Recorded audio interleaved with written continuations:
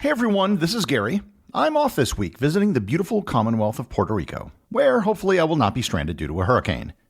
I've hand-selected some of my favorite episodes for you to enjoy this week, which, statistically speaking, I know most of you haven't listened to yet. I will be back again next week fully rested with fresh new episodes for you to enjoy. Throughout human history, people have killed, robbed, and put their lives at risk in the pursuit of power. In fact, almost all of history can be thought of as people, tribes, and nations all competing for power. However, occasionally, there are those who have the ability to seize power but refuse to do so. One man in particular did so twice. Learn more about Lucius Quinctius Cincinnatus on this episode of Everything Everywhere Daily.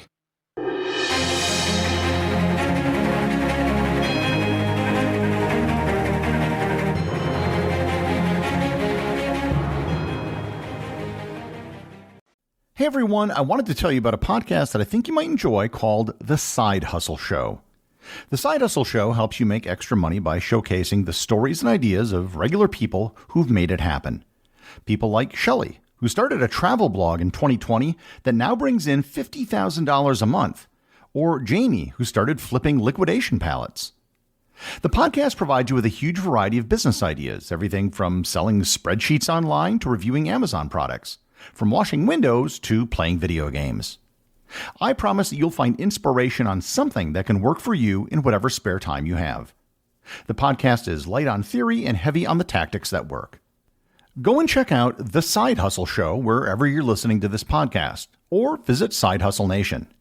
And if you're not sure where to start, you can answer a few short multiple choice questions at hustle.show, and you'll get a personalized playlist of the episodes that'll be most relevant to you. This episode is sponsored by newspapers.com. If you listen to this podcast, then you're probably a student of history. And if you love history, look no further than newspapers.com, your ultimate resource for exploring history. Newspapers.com is like a time machine. You can find out what happened on the day you were born or how significant moments in history were reported when they happened. You can see for yourself what newspapers at the time had to say about humans landing on the moon or the end of World War II. With over 800 million digitized pages from over 24,000 newspapers spanning 3 centuries, Newspapers.com provides an unparalleled gateway to the past, with newspapers from the United States, United Kingdom, Canada, Australia, and many other countries. For Everything Everywhere Daily listeners, Newspapers.com is extending a discount of 20% off a Publisher's Extra subscription. Just use the code EverythingEverywhere at checkout. Uncover the extraordinary with newspapers.com today and use the code EverythingEverywhere at checkout.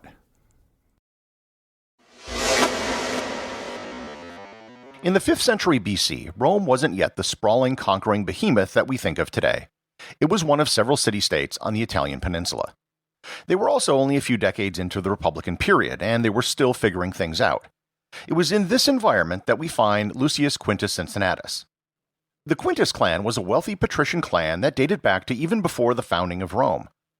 The family had several Roman consuls, which was a point of extreme pride amongst Roman families. Lucius's cognomen, that being his third name, was Cincinnatus, which meant curly-haired. One of the biggest struggles of this period was between the patricians, which were the upper-class elites, and the plebeians, which were the common folk. The Republic was set up putting all of the power in the hands of the Senate, to which membership was limited to the patrician class. Needless to say, the plebeians weren't too happy with this situation. In the year 462 BC, the plebs wanted a written constitution that would put a check on the power of the patricians. The patricians pushed back violently against this proposal, and it led to violent clashes in Rome. Cincinnatus' son, Caeso, was one of the leaders of the patrician forces which attacked the plebeians in the streets. In 460 BC, the plebeians led a revolt which resulted in them occupying the Capitoline Hill. During the uprising, one of the 2 consuls, Publius Verilius Poplicola, was killed.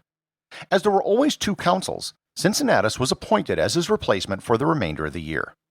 They took the Capitoline Hill back from the plebeians, but Cincinnatus' son murdered a pleb, fled from the city, and was himself killed outside the walls of Rome.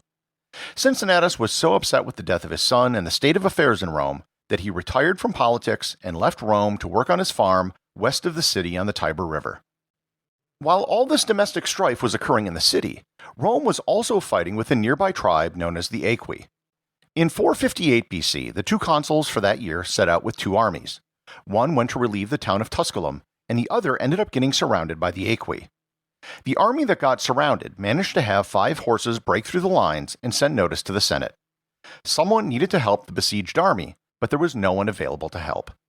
The Senate decided to use its emergency powers to appoint a dictator. The position of dictator wasn't the same as what we think of when we hear the word dictator. We think of dictator as being a tyrant or an authoritarian ruler. In Rome, a dictator was a legal position appointed by the Senate. The title had a great deal of prestige and honor associated with it. In times of emergency, the Romans knew that there wasn't time for debate and petty politics. They needed one person in charge to get them out of the crisis. The dictator had absolute authority, and the term of the dictatorship lasted for 6 months. The Senate picked Cincinnatus to be dictator. He would be the absolute ruler of Rome. According to legend, a group of senators traveled to the farm of Cincinnatus to notify him that he was appointed dictator. They found Cincinnatus at his plow. Supposedly, he asked them, "Is everything all right?" And they replied, "It might turn out well for both him and the country." They requested he put on his senatorial toga to hear the news, and when he did, he accepted. After accepting the position, he quickly assembled an ad hoc army of the eligible men in Rome and took them to rescue the besieged forces. They defeated the Aequi, took the commanders prisoner, forced them to walk under a yoke of spears, and took them back to Rome for punishment. Cincinnatus was given a triumph when he returned to Rome. Livy wrote, quote, "It is said that the tables spread with provisions stood before all the houses, and the feasters followed the chariot with song of triumph and the customary jests and lampoons." End quote. 16 days after being appointed dictator, Cincinnatus resigned his position and returned to his farm. The Romans were in awe of what Cincinnatus did. In an environment where everyone was jostling and fighting for power and authority, Cincinnatus gave up the ultimate authority to return to the life of a humble farmer. 9 years later, the Senate called upon him again. A wealthy Roman by the name of Spurius Maelius was feared to be buying the loyalty of the plebeians to make himself king. The Senate appointed Cincinnatus dictator again to solve this problem. He created a fortisan garrison in the city and set out to bring Spurius Maelius to him. Spurius resisted arrest, fled into a crowd where he was then killed. Once again, 21 days after being appointed dictator, Cincinnatus resigned and went back into retirement. Cincinnatus went on to become a legend in Rome, as he was twice given absolute rule over Rome and didn't hold on to power a day longer than was required. He became a model of Roman virtue. Supposedly, near the end of his life, his son was charged with military incompetence. However, the jury refused to charge his son, even though he was probably guilty, because no one wanted to be the one to tell Cincinnatus. The legend of Cincinnatus lasted far longer than Rome did. During the American Revolution, when George Washington voluntarily stepped down, he was dubbed the American Cincinnatus. Like Cincinnatus, he retreated to his farm after the war, and also like Cincinnatus, he was called to power again, this time as the first president. Veterans of the American Revolution formed an organization called the Society of Cincinnati. And of course, Cincinnati, Ohio and Cincinnatus, New York were both named in honor of Cincinnatus.